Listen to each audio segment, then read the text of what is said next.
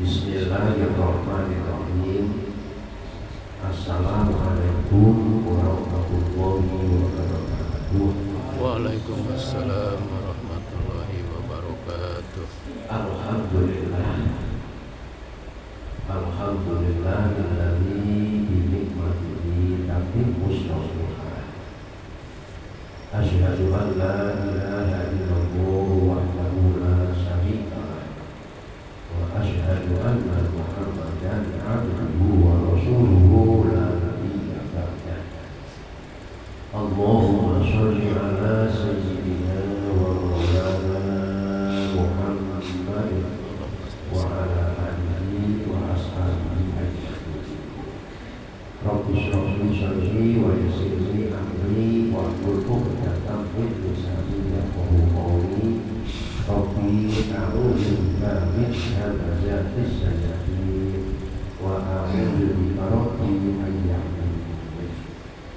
Wa qala ayyun fa innaha la ta'mal absar walakin ta'mal qulubul lati fi sudur.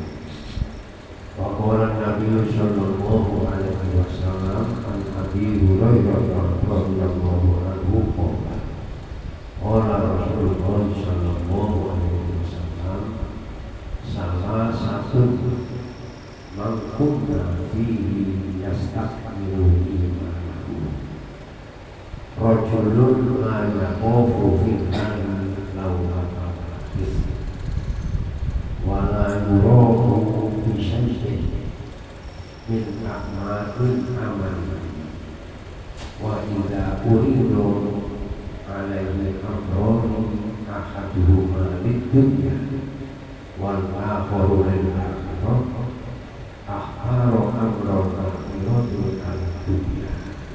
Rawahu Ibnu Mas'ud. Jamaah sholat subuh Masjid Al-Qayyim bersama-sama dimuliakan oleh Allah Subhanahu wa Ta'ala. Kita bersyukur kepada Allah yang dengan pertolongannya dan hidayahnya kita dapat menyelesaikan kewajiban kita selaku hamba Allah yang beriman, yakni melaksanakan sholat subuh, dan alhamdulillah kita dapat melaksanakannya dengan berjamaah. Mudah-mudahan amal ibadah kita baik yang wajib maupun yang sunnah diterima, diridhoi, diberkahi oleh Allah Subhanahu wa Ta'ala, menjadi sebabnya dosa-dosa kita semuanya diampuni oleh Allah Subhanahu wa Ta'ala. Amin. Allahumma amin. Salam taklim, ikroman, warahmatullahi wabarakatuh. Kita aturkan kemampuan kita Nabi Muhammad sallallahu alaihi wasallam. Kita masing-masing memperjuangkan diri kita masing-masing satu dengan yang lainnya, saling nasihat menasihati agar kita semuanya betul-betul diakui oleh Nabi Muhammad sallallahu alaihi wasallam menjadi umatnya. Yang dengan itu kita berharap kita semuanya mendapatkan syafaat dari Nabi kita Muhammad sallallahu alaihi wasallam. Amin. Jamaah sekalian yang dimuliakan oleh Allah Subhanahu wa Ta'ala, kita sudah berada di bulan Sya'ban. Dan lagi mungkin kita akan melaksanakan kegiatan yang sudah seolah rutin kita lakukan. Kita laksanakan kegiatan Nisfu Sya'ban. Kalau tidak salah namanya itu kita jatuh pada tanggal 2 Februari. Mudah-mudahan kita dipanjangkan umur oleh Allah Subhanahu wa Ta'ala untuk ibadah dan untuk senantiasa kita semuanya berjuang menegakkan agama Allah semampu kita, tidak dipaksa. Ini penting buat saya dan saya menemani kehidupan, karena beberapa waktu lalu kan sudah saya sampaikan bahwa masalah secara tauhid, iman terhadap takdir bukan dibagi menjadi dua. Ada yang takdir mu'alaf, ada takdir mu'alaf. Takdir mu'alaf itu yang masih bergantung atas ikhtiar manusia. Jadi Allah menentukan itu masih diberikan kesempatan manusia untuk merubahnya. itu dikenal dengan sebutan takdir itu amal. Ya, contohnya umur, walaupun umur itu sudah dipastikan, tapi bisa untuk dirubah oleh Allah dengan usaha manusia. Di antaranya yang bisa untuk merubah itu adalah dengan doa. Makanya kita kan di bulan Rajab itu selalu berdoa, Allahumma barik lana fi Rajab wa Sya'ban wa ballighna Ramadan. Berarti kita minta supaya umur panjang sampai dipertemukan dengan bulan Ramadan. Umur baru ada. Nah, padahal kita sendiri tidak tahu kita berzikir besok atau bisa diperintahkan, diajarkan. Kita bisa berubah takdir, namanya takdir. Contohnya seperti itu. Nomor 2, takdir yang bersifat kubro. Kubro itu sudah ketentuan Allah yang tidak bisa diubah oleh manusia. Contohnya apa? Ya, saya ini lahir dari ibu siapa, sama dari saya bapaknya siapa. Makanya DNA-nya manusia itu tidak akan berubah.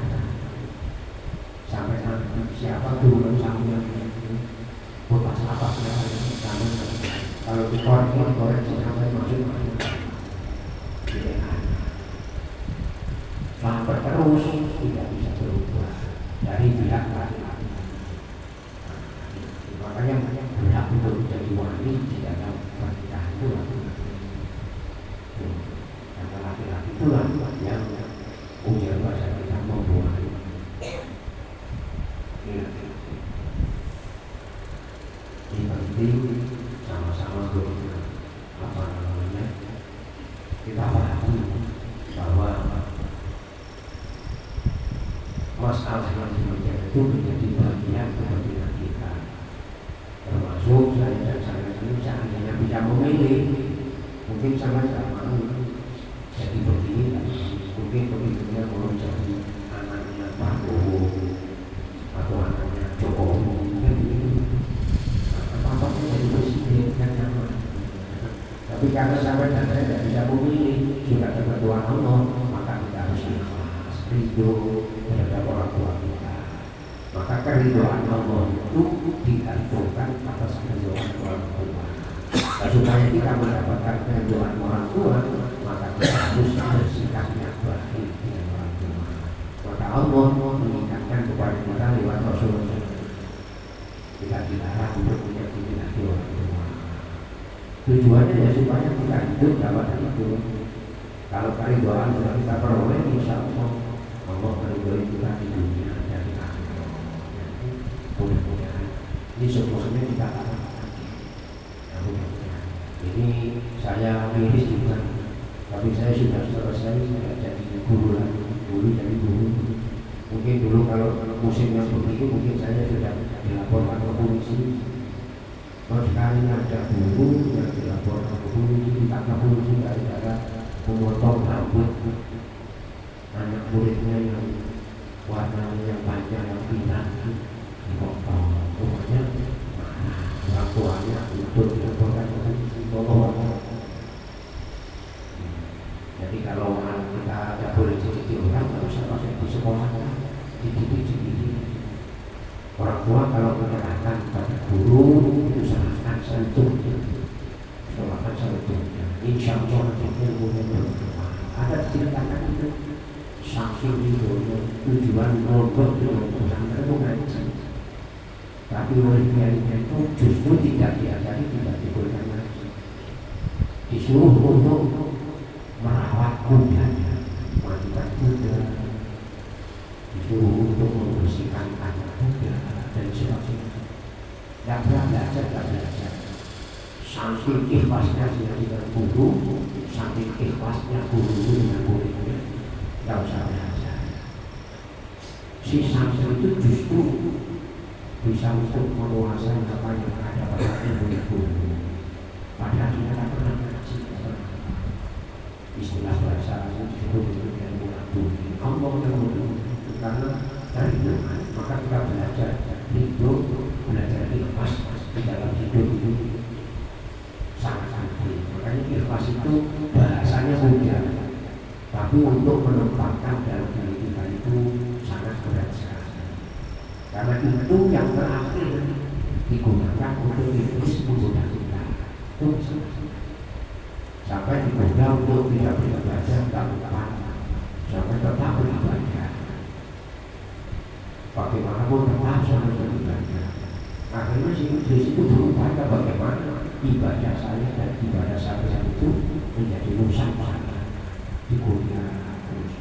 Akhirnya muncul perbuatan. Ya, mari hadis ini kita coba untuk sama-sama merenung agar apa yang kita lakukan itu bernilai di sisi Allah Subhanahu wa Ta'ala, yang pada akhirnya amal kita menjadi bekal kita masing-masing apabila kelak kita kembali kepada Allah Subhanahu wa Ta'ala. Ini kan berbeda. Rasulullah Shallallahu Alaihi Wasallam bersabda, salah satu man kunna fihi yastahmilu imanuhu.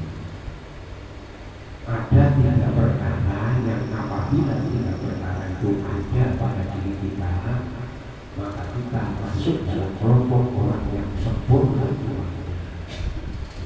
Ya kira-kira di dalam diri kita ini ada dan kalau kita bisa untuk melihat sejauh mana sebetulnya iman kita masing-masing. Karena iman itu hasil yang khusus, kadang-kadang tambah, kadang kurang, kadang-kadang terbang, kadang-kadang tipis. Maka Rasulullah berpesan supaya kita senantiasa memperbarui tauhid kita. Rasulullah memperbanyak mengajarkan kita supaya kita berzikir kalimat tauhid dan bila hadir apa tiga perkara itu?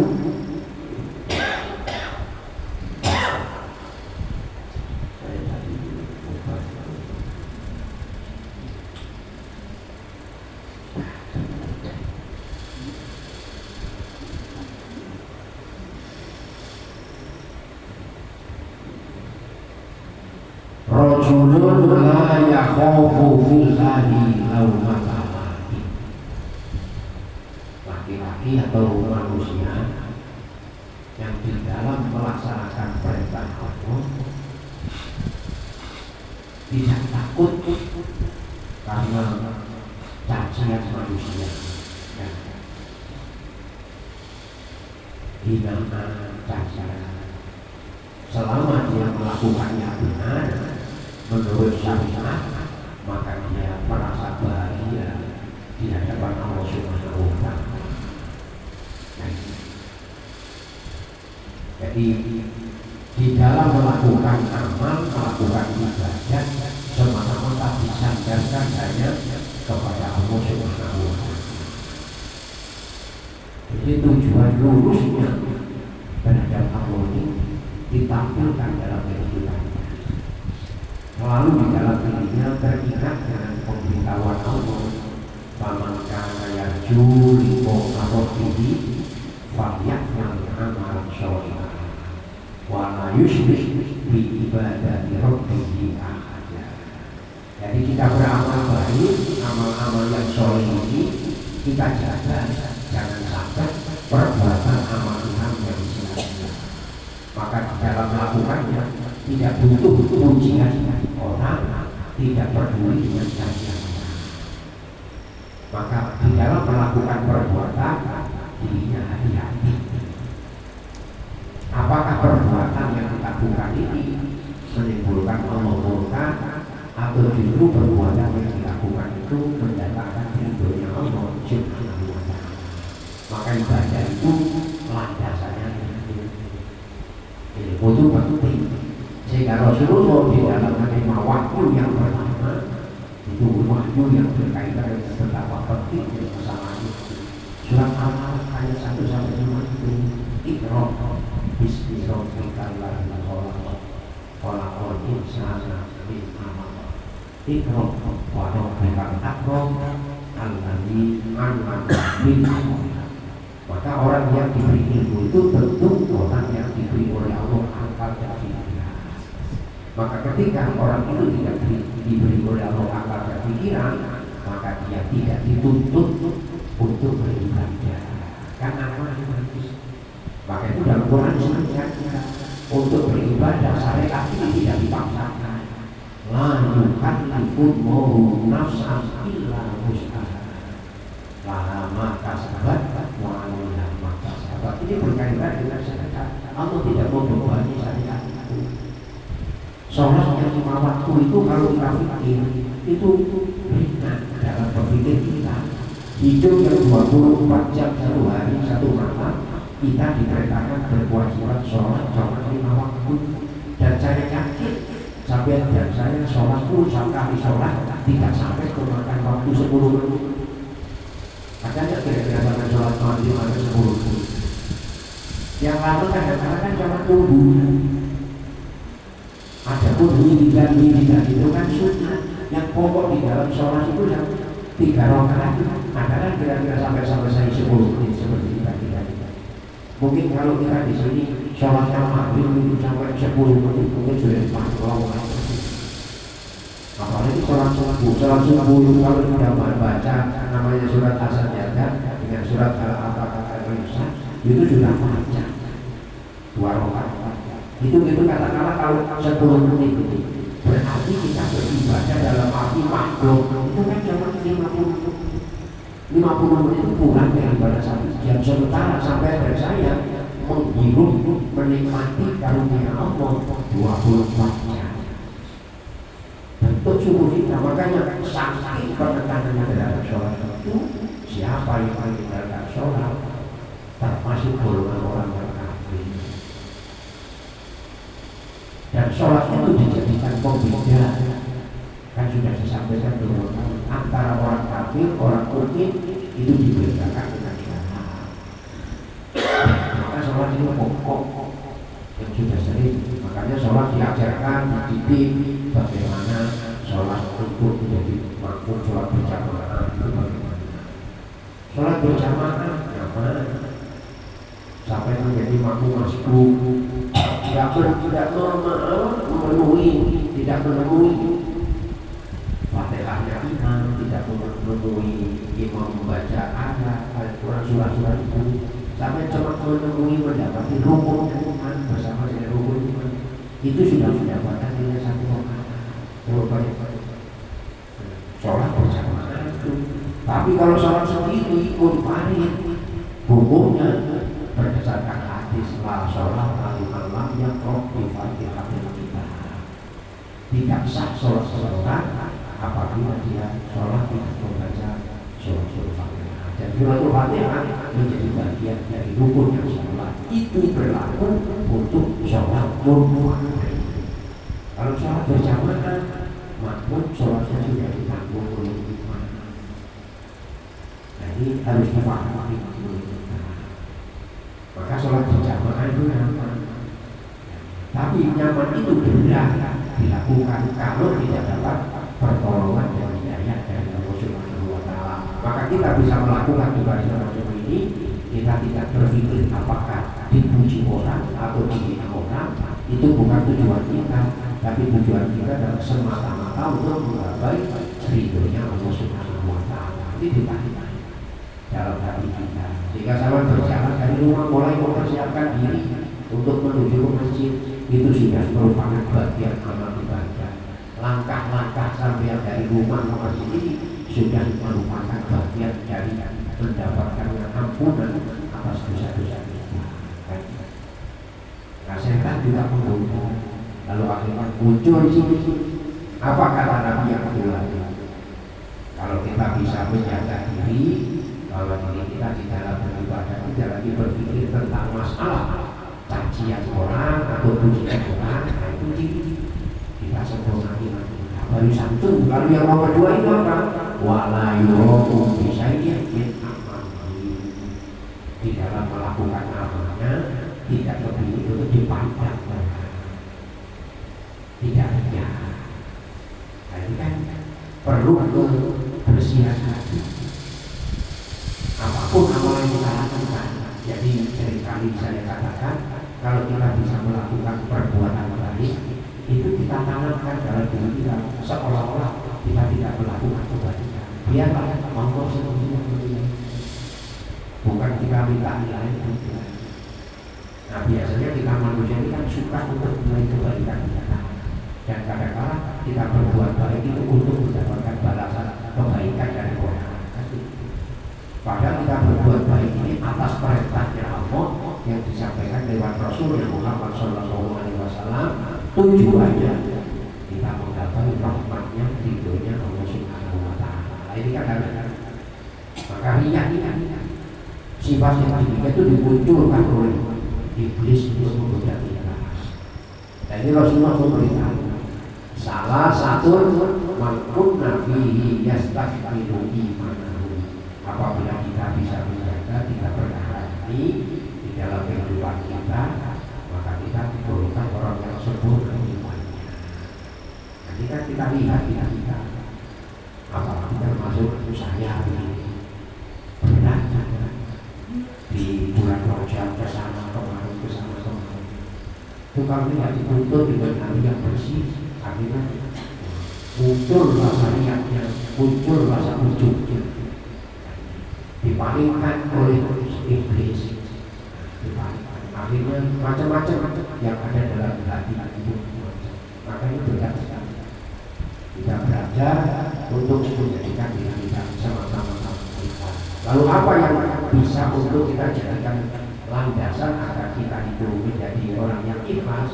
Maka kita kembalikan semua perbuatan yang kita lakukan itu tidak mungkin terjadi pada diri kita apabila tanpa ada kehendak dan kehendak. Nah, makanya kita mengatakan cara bisa sholat seperti itu karena kehendak yang pertolongan Allah untuk kita.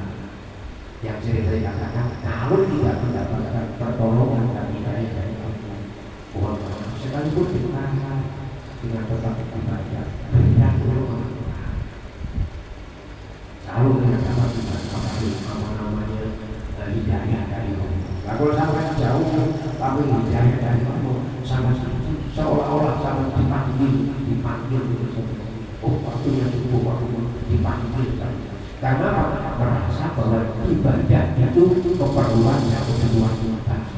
Jadi kita sudah menanamkan dalam diri bahwa ibadah itu keperluan kita, bukan keperluan orang. Allah tidak perlu sampai ada ibadah seandainya sedunia ini ada yang sholat dan ibadah kepada Allah, Allah tidak rugi. Yang rugi itu kita sendiri. Ini masalah. Sampai macam-macam dan saya macam-macam, Allah tidak beruntung sampai ibadah juga tidak beruntung karena tidak mengurangi sedikit pun atas kuasanya Allah, tidak mengurangi. Nah, tinggal kita saja karena kita yang berlaku atas hukumnya Allah. Ini masing-masing. Allah menciptakan, Allah itu demokrasi betul. Orang yang menetapkan Allah coba dilihatkan diperlihatkan supaya nggak usah ikut untuk bangun dunia seisi-seisi, ikut campur saja. Mungkin cukup buat matahari gitu aja, nggak usah macam-macam. Ya jelas tidak akan bisa, tapi masalah siapa Allah sudah mencukupi segala-galanya. Matahari diperlukan untuk kita. Malah sekarang ini para dokter kan sama-sama supaya kita sering-sering kalau perlu untuk berjemur untuk mendapatkan oksigen, mendapatkan sinar matahari. Oh, kalau dokter nanti sinar matahari itu yang bagus, kualitas yang terucap sekali. Padahal kita tidak pernah untuk membuat matahari, tapi menikmati matahari. Sementara kita semuanya tahu yang menciptakan matahari adalah zat yang maha pencipta. Pertanyaannya, kita menggunakan miliknya lalu kita tidak bersyukur, mau jadi apa kita? Lah membuktikan syukurnya, Al-Quran mengatakan ajak jadi untuk bertakwa. Berarti bertakwa itu melaksanakan perintahnya, menjauhi larangannya. Kan begitu. Wattaqullaha la'allakum tashkurun. Jadi seperti sampai ini berarti menunjukkan, membuktikan diri sampai menjadi hamba-hamba Allah yang bersyukur agar ini termasuk di dalam diri kita. Ya kita jaga 3 tadi. Yang pertama, kita tidak peduli dengan pujian orang, tidak perlu peduli dengan cacian orang, tapi sama-sama mengerjakan perintah Allah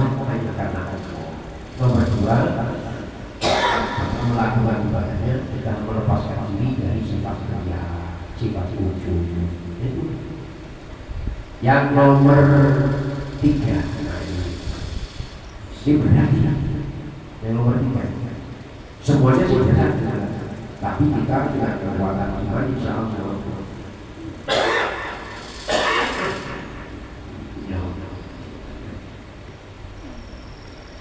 Wa idza uridu alaihi amroni, apabila dihadapkan oleh Allah dengan 2 perkara, ahaduhuma dunya, 2 perkara itu salah satunya urusan dunia, wal akharu lil akhirati, dan yang satunya adalah urusan akhirat. 2 perkara tadi, yang satu urusan dunia, yang satu urusan akhirat. Orang yang dipandang imannya sempurna, itu kata Nabi, ikhtiaro amrul akhirati ala dunia. Orang itu memilih untuk mendahulukan urusan akhirat daripada urusan dunia. Ini yang kadang-kadang kita tidak sering sadari. Contoh di musim kata-kata untuk pernikahan, karena saya namanya dilaksanakan walimah. Terus hari itu walimah itu kan kegiatan seperti ada terima kasih. Tahu akhirnya sampai waktu dulu dan sholat-sholat. Kita baca. Kita ini perlu memikirkan. Ini masuk dalam konteks wajib, sementara yang kita ini wajib. Kita tidak tahu. Katakanlah kalau dulu jam 1, umpamanya sekarang 1. Terus sampai kalau nanti saja dulunya masih panjang kok, masih jam 3:30, masih libur, masih dari. Pertanyaannya, apakah saya sudah tahu umur saya sampai jam 3:30? Kan tidak tahu. Mungkin tapi kadang-kadang karena takut nanti segala apa namanya make up-nya kan itu. Nah nanti kalau pakai kudu kan habis. Akhirnya, nah ini kan juga harus hati-hati.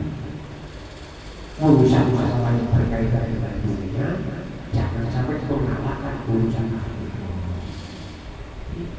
Ini tadi dikatakan oleh Nabi, apabila dihadapkan pada 2 perkara, satu urusan dunia dan satu urusan akhirat, maka yang didahulukan adalah urusan akhirat. Ini kan tidak gampang-gampang. Benar. Nah kira-kira bagaimana kita menghadapi yang demikian? Itu kan perlu apa namanya itu kejelian kita. Ya diatur oleh kita, makanya waktu sholat itu sehingga kita bisa bersama-sama. Jangan sampai justru malah kita meninggalkan sholat, perbuatan yang tidak dipandang wajib, tapi justru meninggalkan yang wajib. Ini kan bahaya. Sementara untuk kegiatan seperti walimah itu tidak menjadi sebab yang dibolehkan untuk kita menjamak, kan tidak boleh. Acara kita kan tidak boleh untuk menjamak. Secara syariat kan tidak boleh untuk dikosong. Tapi pada waktu yang masing-masing. Nah, kita tinggal ini banyak sudah kita lakukan. Oh, begitu. Saya sendiri juga kadang-kadang kadang-kadang berangkat, kalau sudah berangkat untuk datang walimah itu kadang-kadang kalau jam 11:30.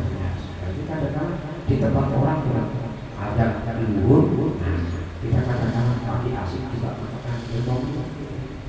Nah diatur sebelumnya mengatur. Oh kalau kita kalau mungkin datang sekitar jam 11 atau jam 11 sehingga nanti sholatnya. Nanti kalau sudah berangkat habis zuhur, dan kita sudah tidak lagi punya tanggungan sholat zuhur, kan bergantung.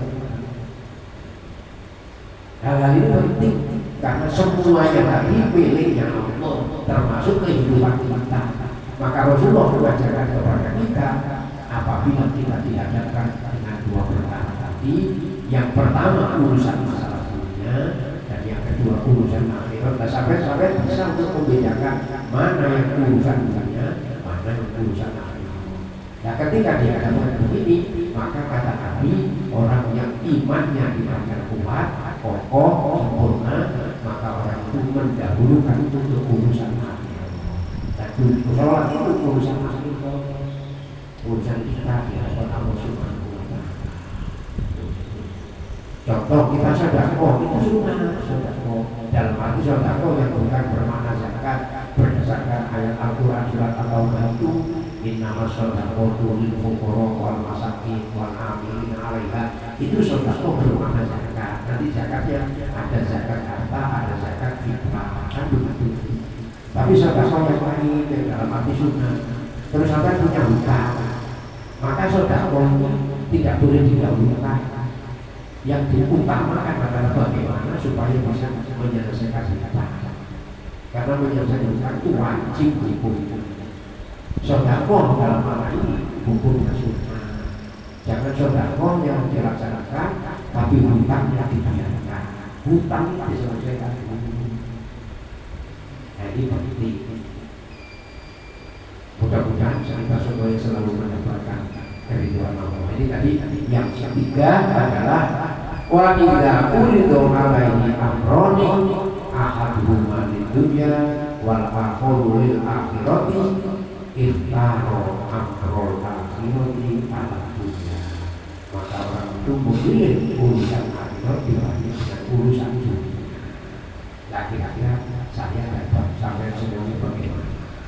Jadi tiga ini sudah saya sampaikan berdasarkan hadis Nabi yang diriwayatkan oleh Imam Ibnu Asy'ir yang bersumber dari sahabat Nabi, sahabat Abu Hurairah. Nah mudah-mudahan apa yang saya sampaikan ini ada manfaatnya tentu bagi saya sendiri untuk senantiasa menelaah sejauh mana iman kita masing-masing. Nah mudah-mudahan dengan kita tolakul ilmu ini Allah memberikan kekuatan iman kita, memberikan kekuatan Islam kita, sehingga kita semuanya hidup dalam keadaan iman dan Islam dan mati pun tetap membawa dalam keadaan iman dan Islam. Yang pada akhirnya saya sampai semuanya mudah-mudahan digolongkan oleh Allah termasuk orang-orang yang mati dalam keadaan husnul khotimah.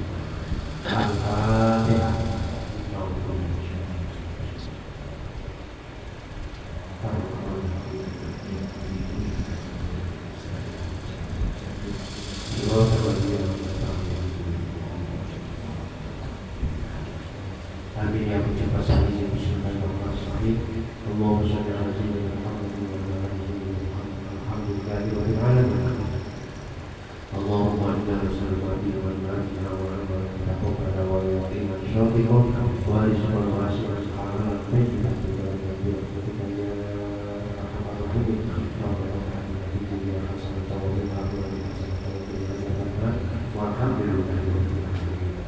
sama-sama kita bersyukur Bismillahirrahmanirrahim. Subhanallah wa bihamdika asyhadu an la ilaha illa anta astaghfiruka wa atubu ilaik. Wassalamualaikum warahmatullahi wabarakatuh.